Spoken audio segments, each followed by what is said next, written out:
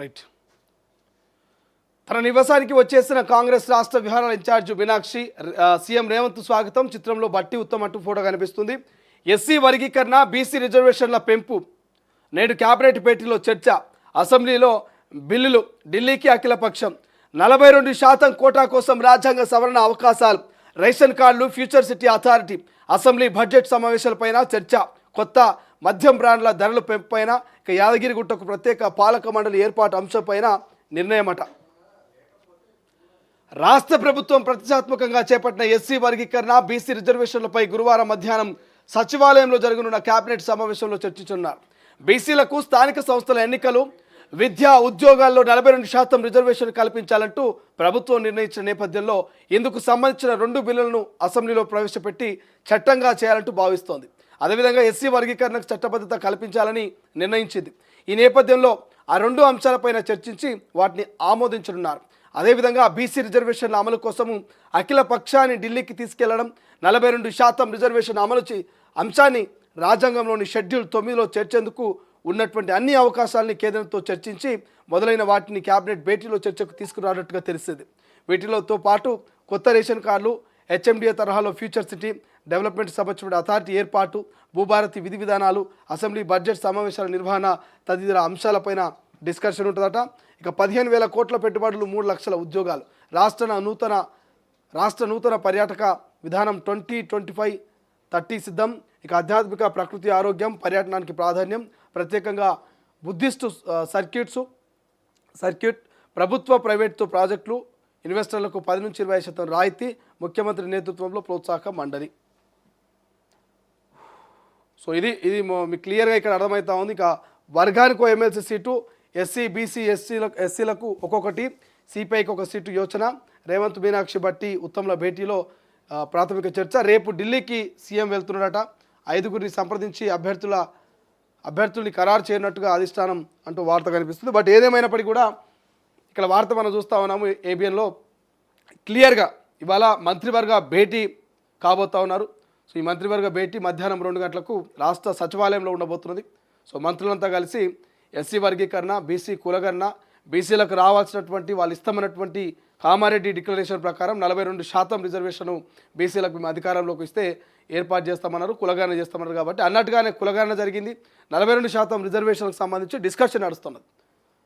So మొన్నటి అసెంబ్లీలో దీని గురించి డిస్కషన్ చేసింది. దాని గురించి ఎస్సీ వర్గీకరణ, బీసీ కులగణన నుంచి డిస్కషన్ చేసి ఆ హాల్లో ఉన్నటువంటి అసెంబ్లీలో ఉన్నటువంటి అన్ని పార్టీల నేతలతోటి మద్దతు కూడబెట్టుకున్నారు. అందరూ కూడా ఎస్సీ వర్గీకరణకు ఎక్కడ అబ్జెక్షన్ చెప్పలేదు. ఓకే, మేమందరం కూడా ఆమోద ముద్ర వేస్తూ ఉన్నాం, మేమందరం కూడా సహకరిస్తామని చెప్పారు. బట్ బీసీ కులగణన విషయంలో తప్పుడు లెక్కలు, కాకి లెక్కలను కొంతమంది విమర్శించడం, అటు ప్రతిపక్ష నాయకులు దాన్ని ఒప్పుకోమని చెప్పడం, ఇదంతా మనం చూసినాం సినారే. బట్ ఏదేమైనప్పటికీ 56% తెలంగాణలో బీసీలు ఉన్నారు. సో ఖచ్చితంగా 42% వాళ్ళకు మేము రాజ్యాంగపరమైనటువంటి సవరణ చేసి 9వ షెడ్యూల్లో చేర్చి ఖచ్చితంగా కేంద్రం మీద ఒత్తిడి తీసుకొచ్చి మేము 42% బీసీ రిజర్వేషన్ కల్పిస్తాం, బీసీలకు కనిపెట్టి ఒక పట్టుదల కనిపిస్తూ ఉంది కాంగ్రెస్లో. సో ఈ నేపథ్యంలోనే ఇవాళ రాష్ట్ర క్యాబినెట్ మంత్రులంతా కూడా దీని గురించి ప్రధానంగా డిస్కషన్ చేయబోతున్నారు. విద్య, ఉద్యోగాల్లో, స్థానిక సంస్థల్లో సో 2 కూడా వేరువేరుగా 42% రిజర్వేషన్ బీసీలకు కల్పించాలనే ఒక కాన్సెప్ట్.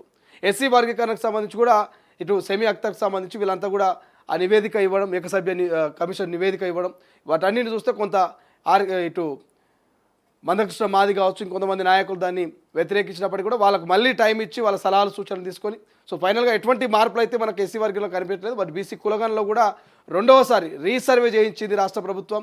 ఎవరైతే బీసీ నాయకులు డిమాండ్ చేశారో ఆ డిమాండ్ మేరకు రీసర్వే చేయించింది. రీసర్వేలో కూడా మనకు తిప్పి కొడితే 3 లక్షల కుటుంబాలకు 12,000 కుటుంబాలే పాల్గొన్నట్టు తెలుస్తుంది. సో పెద్దగా మార్పు వచ్చినట్టు ఏం అనిపించట్లే. మనమే రాజ్యాధికారం కావాలంటాం, మనమే రిజర్వేషన్లు పెంచాలంటాం, మనమే కొట్టాడాలంటాం, మనమే ఓట్లేయాలంటాం. కానీ మనము ఇవాళ కులగణన సర్వేలో పాల్గొట్టలేం. మనం అంటే ఎవరం? మనం అందరం. అటు కేసీఆర్ ఉన్నాడు, ఇటు హరీష్ రావు ఉన్నాడు, కేటీఆర్ ఉన్నాడు, ఇతర బీసీ లీడర్లు ఉన్నారు.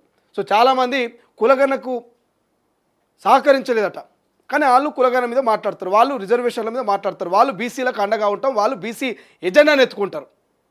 సో ఇక్కడ క్లియర్గా తెలిసిపోతున్నది ఇది కేవలం రాజకీయాల కోసం ఎత్తుకున్నటువంటి బీసీ నినాదం, రాజకీయాల కోసం బీసీలను రెచ్చగొట్టడం, రాజకీయాల కోసం బీసీ నినాదాన్ని జనాల్లోకి తీసుకెళ్లేటువంటి ప్రయత్నం అనేది క్లియర్గా కనబడతా ఉంది. సో మరి అటువంటి బీసీ రిజర్వేషన్కు ఎంతవరకు కేంద్రం సహకరిస్తుంది, ఎంతవరకు కేంద్రం దగ్గర లడాయికి పోనీకి పోతున్నటువంటి కాంగ్రెస్కు రాష్ట్రంలో ఉన్నటువంటి బీజేపీ బీఆర్ఎస్ నాయకులు, మాజీ ముఖ్యమంత్రి, ఇక సిపిఐ సిపిఎం ఎంఐఎం వీళ్ళంతా ఎంతవరకు సహకరిస్తారు?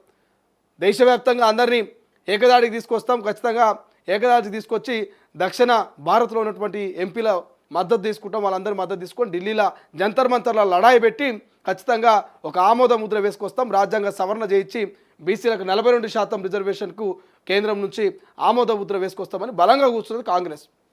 సో చూడాలి ఇలా డిస్కషన్ మరి ఎంతవరకు కంటిన్యూ అవుతుంది.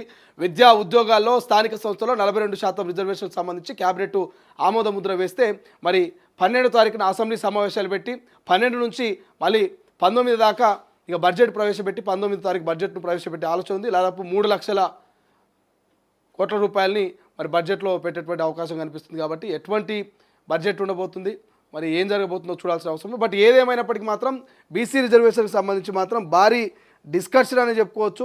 సో ఈ డిస్కషన్ ఎంతవరకు సక్సెస్ అవుతుంది అనేది చూడాల్సిన అవసరం ఉంది. ఇక రేషన్ కార్డులకు సంబంధించి కావచ్చు, ఇక 4th సిటీకి సంబంధించినటువంటి దానికి సంబంధించి కూడా హెచ్ఎండిఏ తరహాలో ఫ్యూచర్ సిటీకి సంబంధించి డెవలప్మెంట్కి సంబంధించి కూడా డిస్కషన్ చేయబోతున్నారట. టూరిజం పాలసీకి సంబంధించి డిస్కషన్ చేయబోతున్నారు. సో ఈ అన్ని అంశాల గురించి వాళ్ళ క్యాబినెట్లో డిస్కషన్ చేసి అసెంబ్లీలో చట్టం చేసి కేంద్రానికి తీసుకుపోయే ప్రయత్నం చేస్తారు. సో ఇది ఇట్లా ఉంటే కాంగ్రెస్లో కొంతమంది సీనియర్ బీసీ నాయకులంతా కూడా ఇటు మదియాష్కి కావచ్చు, వి హనుమంతరావు కావచ్చు, కొంతమంది సీనియర్ నాయకులు ఇప్పటికే గుస్సా అవుతున్నారు. మా బీసీలను పట్టించుకోవట్లేదు, కులగణంలో రెడ్డిలదే ఎక్కువ ఆధిపత్య పోరు కనిపిస్తూ ఉంది, కానీ మా బీసీ నాయకులు ఎక్కడ కూడా కులగణలో ఇన్వాల్వ్మెంట్ చేయలే, రెడ్లే కులగణన చేశారు అనేది కూడా మదియాష్కి చేస్తున్నటువంటి కామెంట్స్. సో ఇటువంటి తరుణంలో కాంగ్రెస్ ఎట్లా ముందుకు పోతుంది ఏందనేది కొంత చూడాల్సిన అవసరం ఉంది. బట్ నటరాజు మీనాక్షి ఎంట్రీతోటి మాత్రం కొంత కాంగ్రెస్లో పెను దుమారమే రేపుతోంది. సీనియర్లైనా జూనియర్లైనా